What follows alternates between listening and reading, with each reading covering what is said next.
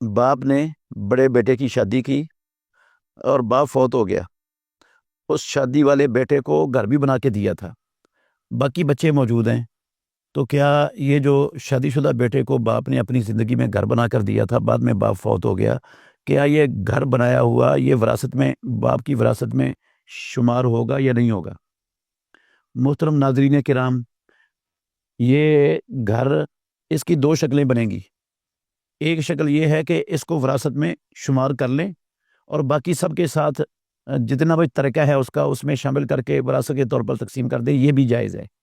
ایک شکل یہ ہے کہ میت نے جو ترکہ چھوڑا ہے، جتنے کا یہ گھر ہے، اس کی بھی قیمت لگا لیں اور اس کے برابر قیمت ہر بچے اور ہر بچی کو دے دیں،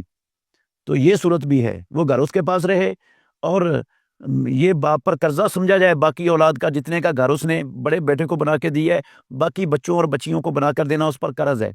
تو اس کا میت کا جب بھی فوت ہوتا ہے، اس کا ترکہ تقسیم کرنے سے پہلے قرض ادا کیا جاتا ہے۔ قرض ادا کرنے کے بعد جو باقی بچتا ہے وہ ترکے کے طور پر، وراثت کے طور پر تقسیم ہوتا ہے۔ تو جتنے کا گھر بڑے بیٹے کا ہے اتنا ہر بچے کا قرضہ ہے باپ پر۔ ایک صورت یہ ہے، یا اس کو وراثت شمار کر لیا جائے، یا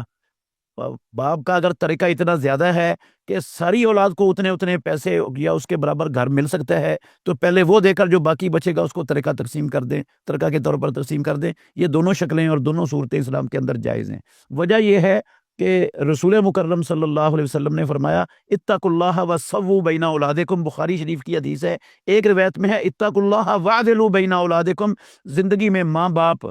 اپنی